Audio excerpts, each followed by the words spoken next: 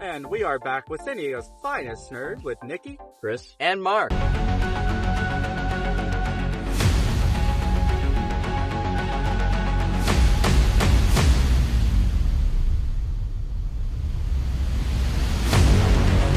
We're going to go ahead and finish off episode 1 of season 2 of Solo Leveling. We are out on a hike with our producer as well as us three, just enjoying this beautiful weather here in San Diego, and figured, why not do it outside? So with that, Chris, where are we picking up from today? So we're picking off where Jinwoo comes back from beating all the bears. He defeats the Bear King, and there's the A-rank rookie hunter he just lost. Yeah, he lost his entire party. He is in a full-fledged rage. Yes. He's coming back and he finds Jinwoo's team. They're just camped out, hanging out, and he's about to literally go kill them. Yeah, he's about Jinwoo to spaz out. Then comes back, basically smashes his face into the ground, and the Ice Elves show up, and then we get to the fight. This is where he goes against the boss. That dope-ass fight where as soon as he shows up and the Ice Elves start talking, he literally felt their cloak, they were in stealth, and he told them to show themselves. Yes. And, the fact that he's able to understand the elves and talk, he's literally speaking their language, shocks not just the Elf King, but also Himself. the humans and himself. He didn't even realize it, which is bizarre. He just started doing it. And that is honestly probably one of my favorite parts of this, the entire episode is he is speaking a whole different language and has no fucking clue that he's speaking the same language. Yes. Gosh. And I really liked it too that while he was talking, the Ice Elf leader basically just he asked him okay, who are you really? And then he just sort of glitches out. Yeah. And starts repeating, and he's yo, what the fuck? And that's kind of where you're okay, what's really going on here? That is the first moment where the show actually starts to tip its hand a little bit as to the general, purpose of the dungeons and the monsters and really why all of this was happening to society at all. It's absolutely bizarre because it definitely makes you wonder what the fuck is actually going on. Yes. Yes. We were already wondering how these gates showed up in this world, and then now the creatures are glitching out? Yes. What? Yeah. And I love later on, Chris and I have seen it. Later on, we're going to find out a lot more about it, which is phenomenal because of the way it happens. But this is the perfect start point to figuring out the puzzle of what's going on. And we never find out yet, but I'm really excited to see what's going on next. Now, this fight. Oh, man. Dude. This fight. Dude. The sequence is so good. So obviously, it starts off with him ripping the head off of that one guy who wanted to challenge him. He's one of my men came to me and said that you're the strongest. He wants to fight you. And before he even finishes speaking, Jinwoo just fucking rips his head off, dude. Yep. Takes him out, and they just go straight into the fight, dude. He also kills the Elf King's horse, too, which kind of catches him off guard as well, where he was just kind of oh shit, this guy has a lot more power than I'm giving him credit for, aside from the fact that we also didn't mention the fact that the Elf King was the first to really mention how these monsters have a dialogue in their head telling them to kill all the humans. Mm-hmm. That's right. And it's a persistent dialogue. And he also notes that when he was approached with Jinwoo, he didn't have that dialogue. So he was kind of in that line of questioning about who are you? The Elf King was first asking Jinwoo, who are you? Because you're clearly not what we register as a human, because this dialogue isn't appearing in our heads when we look at you. Which is bizarre to even think about. Yes. It was really crazy. Don't even realize that until, I'm glad you brought that up, because I didn't even think about that I know, part. Dude. Yes. He literally said, Jinwoo was you're not human, why are you pretending to be one? Yeah, exactly. And even further, the Elf King actually tried to cut a deal with Jinwoo, where he's okay, I will tell you to step aside and give us all your human friends and we'll kill them, pretty much, but we'll spare you because we don't register you as a human being. And Jinwoo, of course, doesn't agree to these terms because he wants to clearly fight them. Frankly, he already sees himself as somebody that can handle such a fight. And we see in that fight that, with the immensity of his power, whether it's from summoning these ghost demon monster things, including the bears that you just slain, as well as just his agility and perception that's able to just take out that one guy immediately off the bat. This was never a fair fight, but the Elf King really didn't register what degree. My favorite thing is when the actual fight starts. Because it's the beginning of the end of the episode. Yes. Honestly. The fact of, within minutes, his shadow army completely destroys All the elves. All. Minus the Elf King. And the Elf King doesn't even realize it. That's what is so bizarre. Like, he doesn't even see it. He's just like, you know, I'm fighting you, Jinwoo, but Jinwoo's like, well, at least now you don't have any backup. And the elf is so fucking shocked. You see it in his face. He's just like, what the fuck? Yeah. That's like when he actually started getting angry. He started like falling apart immediately at that point. Absolutely. And then this is what's so crazy is during this fight scene, the A-Ray, the asshole. Oh yeah. He's trying to run after and kill Jinwoo, and he literally says, Jinwoo, you're going to die. And the Elf King's like, even the humans want you dead. And then immediately, a cloud of mist just takes him out. Which we learn shortly after was more of a strategic move because he then resurrects him to be what we consider to be Iron, which is the tank shadow demon of his army. And then that Iron guy just starts slaying all of the elves and just goes crazy. Cause, unlike the regular guy, he was just kind of like a normal human build. Iron is this massive, monstrous thing wearing armor with this massive, I don't even remember, like axe thing that it was just slicing through pretty much all of the elves. It was a crazy moment to see that transformation. My favorite part is that he's just as dumb as he was in real life. I know, right? Yes. Like, he's just going crazy. You know? And when they finally defeat the Ice Elf, which really was not too hard for Jinwoo, obviously. When they finally do, A-Rank dude, Iron is fucking going like hammer because he's so excited and happy. It's insane. Yeah, and Jinwoo's like, it's over. You don't have to keep doing that. Don't make me regret you. Yeah, don't make me regret you. Igor's just like breaking eye contact. Yeah, like kind of a little ashamed to be in the same army as this guy. Absolutely insane. But that brings us pretty much to the end. Yes. Except, now we need to talk about what happened when they came out of the gates. Yes. Because, the Hunter Guild president was there.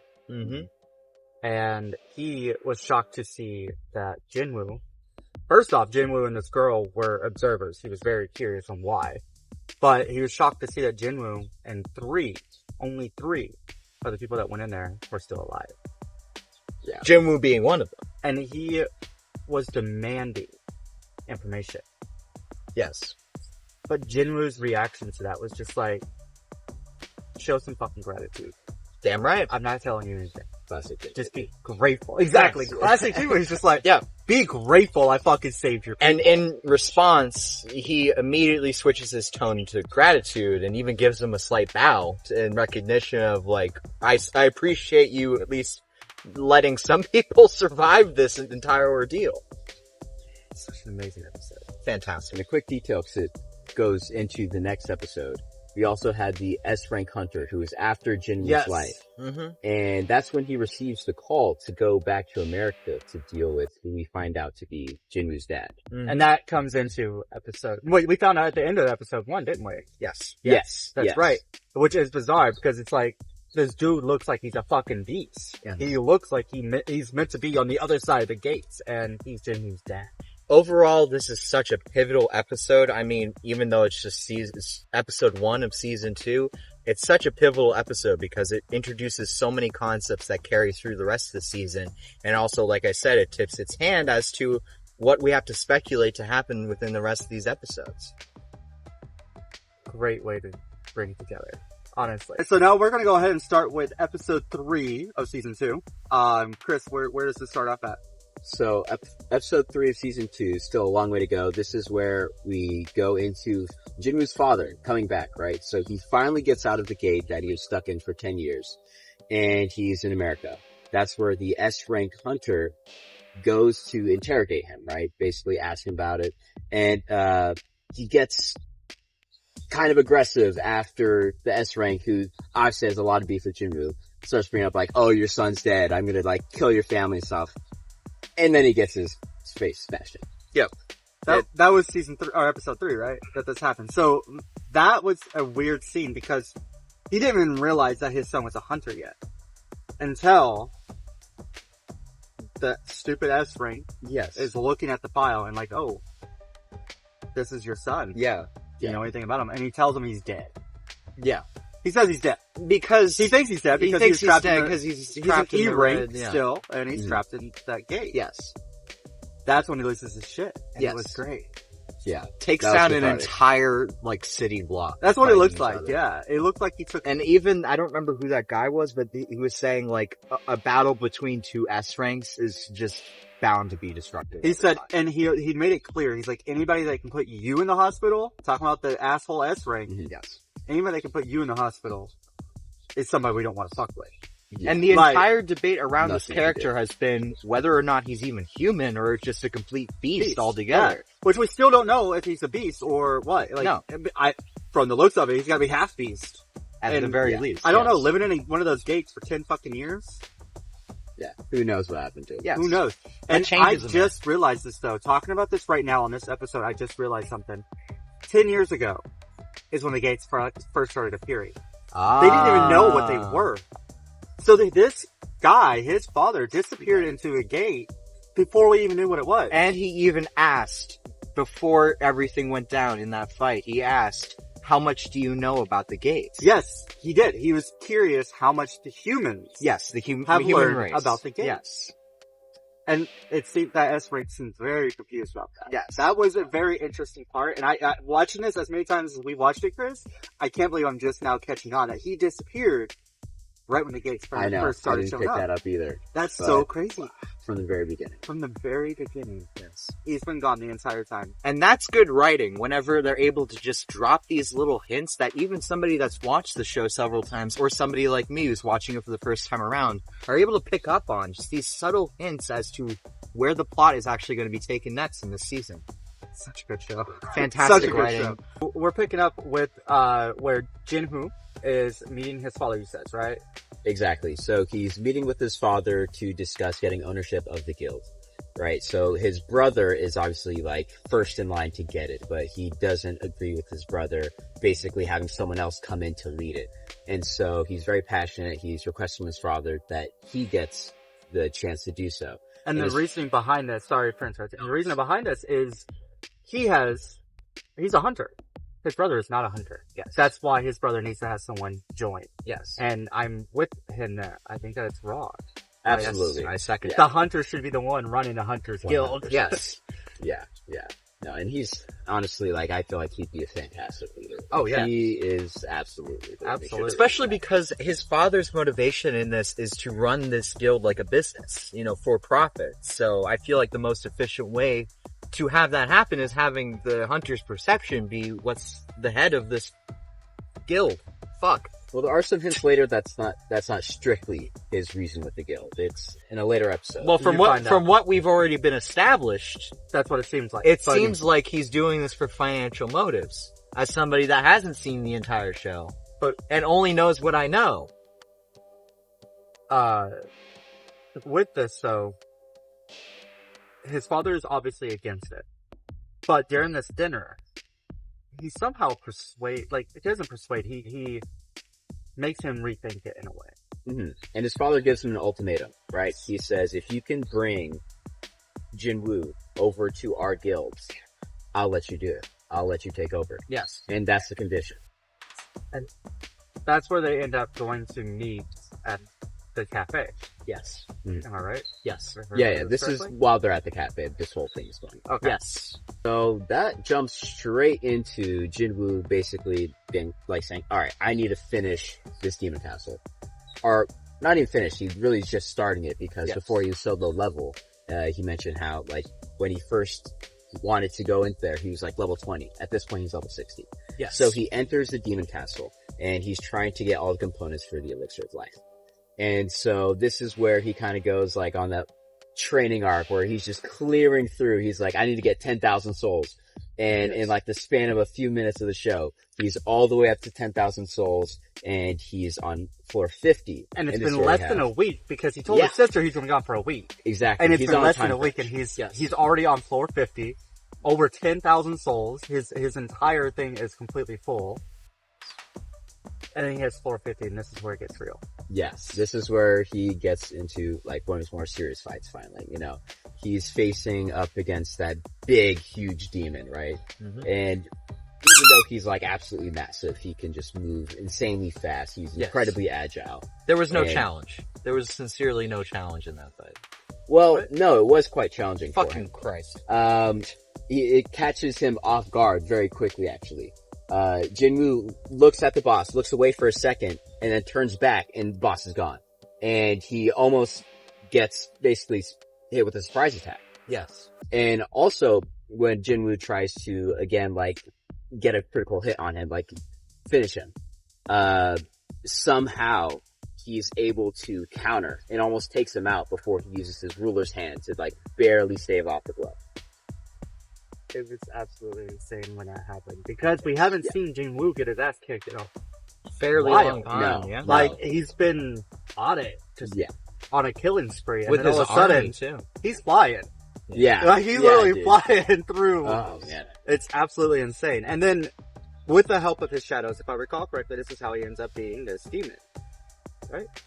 Not exactly. So the way he goes about beating the demon is he's like, okay, I need to find some way to stop his movements. And so he's looking around for any obstacle or anything he can use advantage of in his environment. And he finds that building that has that angle that goes right into it. He basically baits him into chasing him into the building. He crashes into the building, and when he's stunned, he's trying to recover. That's when he finally gets the final blow. I need to rewatch this episode again. It's a fantastic fight sequence. Like, it's honestly one of my favorite three. It's in the top three. I enjoy it a lot. Just because the demon's so freaking big and he's moving so fast, like the way he moves, the way he attacks, it's amazing. I love it. Perfect. I fucking love it.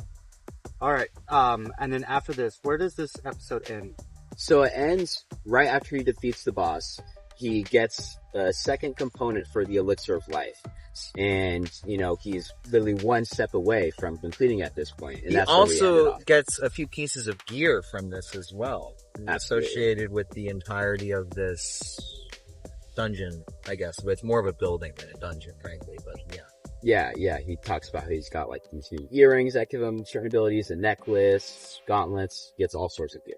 Which is obviously going to help him as he moves up in this tower to hit level 100, which is where he will find the third ingredient and final ingredient for the elixir of life, which is what we know is to cure his mom from eternal sleep. And just for the audience, so you know what eternal sleep is, if you have not watched the show yet, or if you have, I think that the eternal sleep is such a great, it's horrible to say this, a great disease to have in this show because it brings the show together. It's like this mana, this power that came into this world with these gates, it's not only giving people these abilities, but it's also killing people. Yes. And, I mean, we'll see another person soon, as you know, come with that disease. Yeah. And it's awful. It's like, how is a world that is covered in mana and these people are literally allergic to this mana? They're put into a coma. Yes. It's just like, it's tragic. It's tragic, but it's such a brilliant writing piece. It's very thematic with Jinwoo's character because he's obviously being an E rank of the past. He's wanting to protect the weak, defend the weak.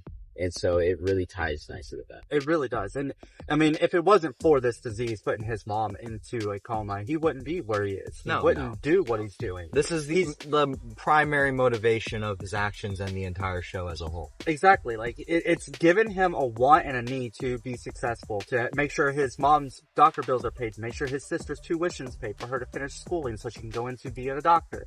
Like, it's all an amazing thing.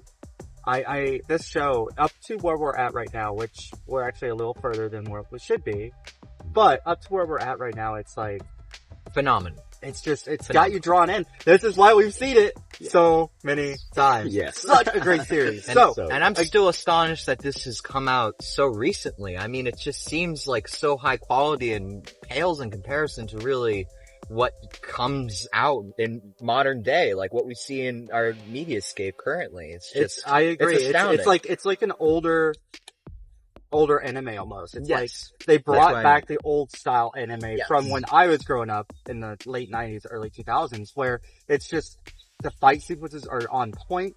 The writing is phenomenal. Like there's no writing out there like this. Yeah. And the idea, so it's like back in the 90s, like I was saying, you know, like this is the stuff I grew up with. This is the 90s and shit. And this is It's similar to isekai, where it's like the type of anime that it is. It's not just isekai though. It's not just another worldly thing. It's now in our world. So they kind of combined isekai with a normal world and made it into this bizarre show, which you don't see. It's a one of its kind. It's the first time this has ever happened.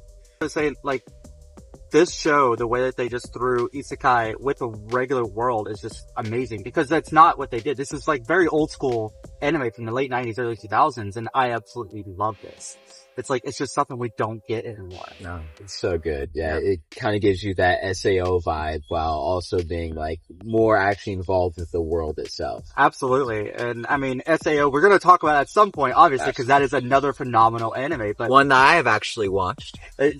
So it's really going to be fun for us to talk about this one. Very much looking forward to that. But with this, Solo is just, there's just so much to it. And I don't know, it brings me so much joy. Yes. Like, it really does. So, yes. I'm very grateful that we're doing this, show with this first few episodes of us. I look forward to the next time, like the next episode, you guys. Absolutely. I feel like this is a great start to the show. We're talking about a show that we are all very much enjoying, but we're all at the same time on very different frames of reference with. So I'm really looking forward to continuing with this. Yep. And I'm looking forward to the next season.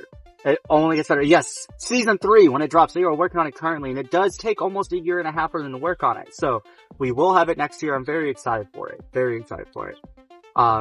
Very excited. Now that we're wrapping up, thank you all for watching another episode of San Diego's Finest Nerds with Nikki, Chris, and Mark. We'll see you next time. And like and subscribe, please. It helps us out a lot.